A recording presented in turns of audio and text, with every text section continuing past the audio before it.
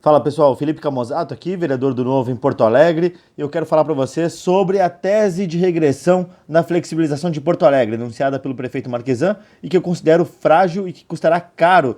E eu fiz justamente uma análise de dados nessa madrugada do dia 12 para o dia 13 de junho, logo após então a manifestação do prefeito, e vou trazer para vocês um pouco dessa abordagem das secretarias estadual de saúde, secretarias municipal de saúde de Porto Alegre e também entrevistas concedidas pelo prefeito Marquesan. Primeiro ponto aqui para entender contexto do estado, nós estamos vendo a Covid-19 no Rio Grande do Sul, que aparenta estar passando da fase mais aguda, da fase mais grave, tá? E os dados que corroboram essa afirmação é justamente o que está disponível na TI da Saúde do Rio Grande do Sul, onde nós temos na evolução de casos confirmados por data de confirmação, aqui o final da curva começa a ficar estável. Isso se confirma também pelos casos confirmados por data de início de sintomas. Nós tivemos um pico aqui, ali por volta ali de 19 de maio, 20 de maio, e depois disso foi regredindo a confirmação de casos, né, com sintomas. Nos óbitos a gente tem uma aparente estagnação, teve um leve crescimento, mas ainda não dá para se falar em redução, mas especialmente aqui, quando a gente olha para em acompanhamento, que é a linha vermelha aqui do gráfico, tá? Em acompanhamento são os casos ativos, nós estamos vendo decréscimo e aí já faz cerca de quase aí 15 dias de decréscimo nesse gráfico, tá? Então isso sobre Rio Grande do Sul. Quando a gente olha, inclusive, a ocupação de leitos de UTI por macro região, nós temos aí a região onde tem maior ocupação, é a Serra Gaúcha, que está próxima ali de 80%, as demais todas abaixo de 75%. Vamos adentrar aqui na metropolitana para falar um pouco mais, tá? Que é o próximo passo. Região metropolitana sob controle, mas com focos. Eu vou falar justamente sobre ocupação de leitos de UTI, alteração das regras do distanciamento controlados anunciado pelo Eduardo Leite agora, no dia de ontem, e que ele já está mudando bandeiras e formas de metodologia porque não estava conseguindo agravar os casos, agravar as bandeiras pelas sinalizações mais recentes e que basicamente mudaram quase toda a metodologia de análise, e onde eu destacaria são sinaleiras vermelhas nas cidades de Gravataí, São Leopoldo, Sapiranga e Novo Hamburgo. Vou mostrar aqui para vocês, uma metropolitana aqui, que nem eu falei antes, comparado com outras regiões, ocupação de leitos de UTI na metropolitana ela está menor, está dentro aqui da faixa abaixo dos 75%, e a gente tem até um intervalo aqui de confirmados e suspeitos bem menor do que, por exemplo, região norte, região centro-oeste, região dos vales. Tá? Mas vamos entrar aqui na questão das macro-regiões. Na metropolitana, se a gente for explorar os dados, por exemplo, ocupação de leitos de UTI adulto nos últimos dias, últimos aí, pouco mais de 10 dias, né, quase 15 dias, nós estávamos saindo num patamar de 76% de ocupação de leitos e nós estamos hoje em 71%. Nós não tivemos aumento, portanto, estamos numa situação de relativa folga, quer seja por aumento de disponibilidade, quer seja também por não estarmos avançando na pandemia. A mesma coisa o uso de respiradores, permanece aqui com estabilidade dos respiradores, tá? O que nos oferece certa segurança. Se a gente adentrar nos municípios, que nem eu falei, e der um zoom aqui, nós vamos ver justamente o que eu disse antes, que preocupação, bandeira vermelha, está aqui em Gravataí, tá? Bandeira vermelha porque tem poucos leitos de UTI, também aqui em São Leopoldo, poucos leitos de UTI também vermelho, que está acima de 80%, no caso de São Leopoldo 100%, Novo Hamburgo, tá? Que aí já tem um pouco mais de leitos, está com 86%, e Sapiranga 12 leitos, também poucos leitos, comparando aí Porto Alegre, que tem 612 leitos de UTI adultos, tá? Para ver a comparação que nós fazemos. E Porto Alegre, obviamente, é um centro de referência e está aí com 68%, né? Existe uma divergência entre a Secretaria Municipal e Estadual, mas nós temos aí em Porto Alegre, pela Secretaria Municipal, em torno de 612 leitos de UTI adulto e com 71% de ocupação, próximo de 78% de ocupação. Então, os dados são divergentes, mas ambos apontam justamente que estamos confortáveis nessa situação. Vamos avançar aqui então, falamos sobre o estado estar tranquilo e passando na fase aguda, falamos sobre região metropolitana estar sob controle, mas com esses focos das cidades que eu falei. Tá? E por que eu falei delas? Porque elas estão mandando pacientes para Porto Alegre. Tá?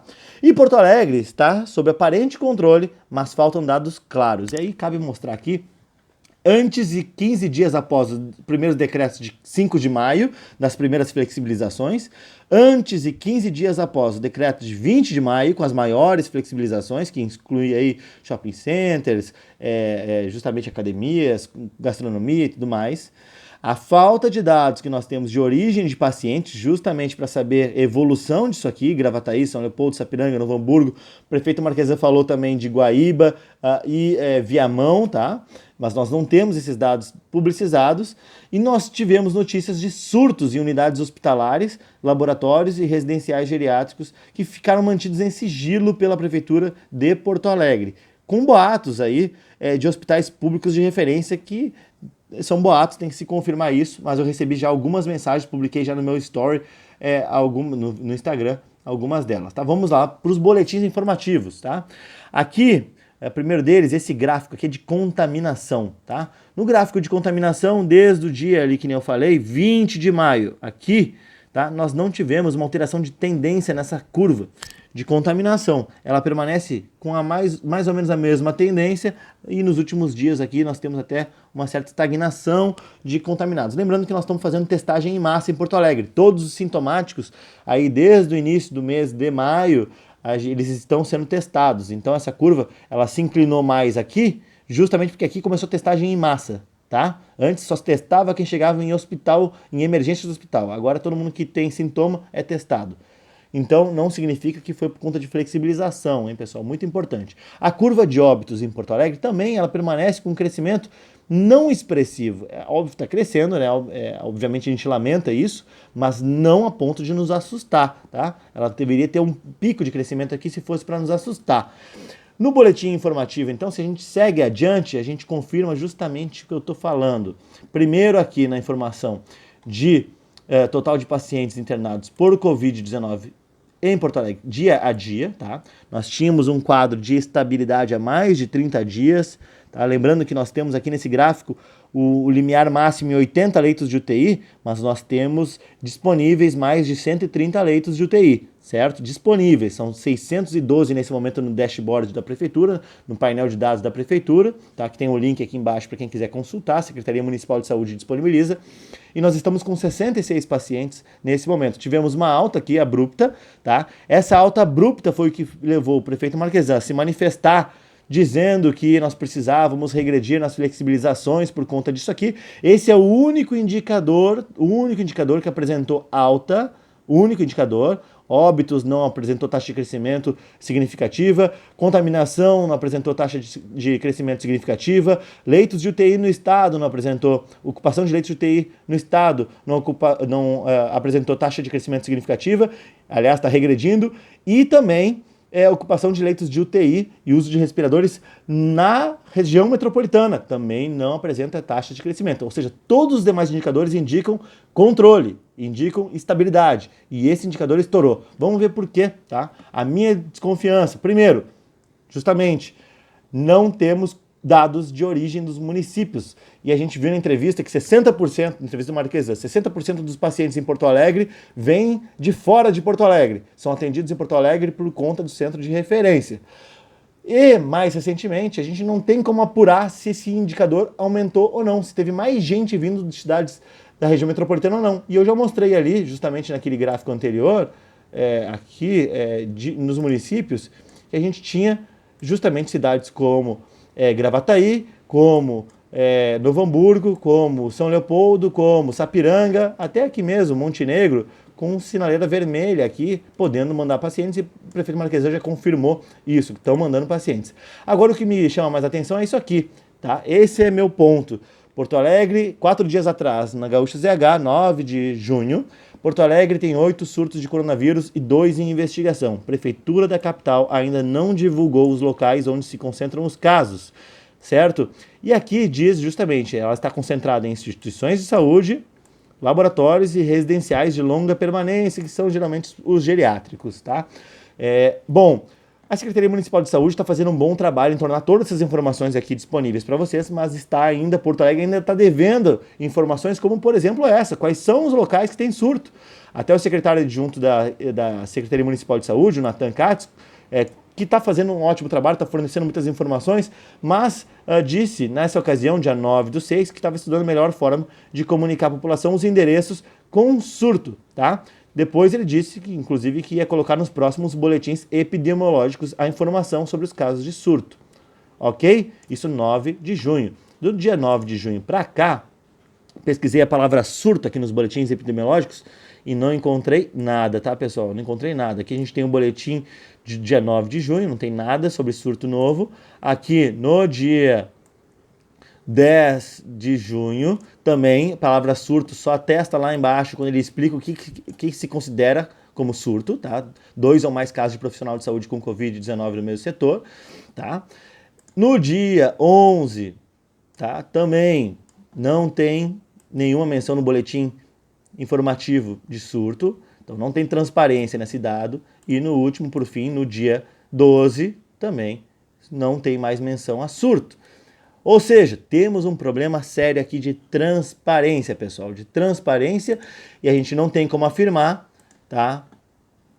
Apesar de que uma outra manchete, mais cedo, no dia 4 de junho, já vinha falando que tinha hospital em Porto Alegre com surto de coronavírus entre profissionais de saúde, tá? E justamente aqui denúncias de falta de comprometimento no funcionamento das operações, no caso aqui o Santa Ana, que teve inclusive desmobilização, tá, de profissionais por conta disso.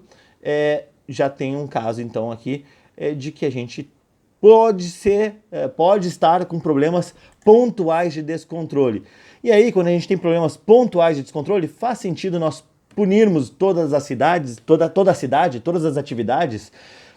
Então, aqui para concluir, tá? A gente já tinha uma expectativa de aumento de ocupação. Afinal de contas, nos dias 5 de maio e 20 de maio foram feitas flexibilizações porque a gente tinha conforto, né? Estávamos esperando que fosse aumentar o número de contaminados, de internados por conta das flexibilizações, porque nós tínhamos capacidade de atendimento.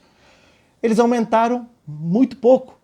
Na verdade, em quase todos os demais gráficos que eu mostrei, não houve alteração significativa. Então nós estávamos sob controle. Bom, o aumento até agora acende alerta. Esse aumento de internados em UTI, que eu mostrei ali o gráfico disparando, tá?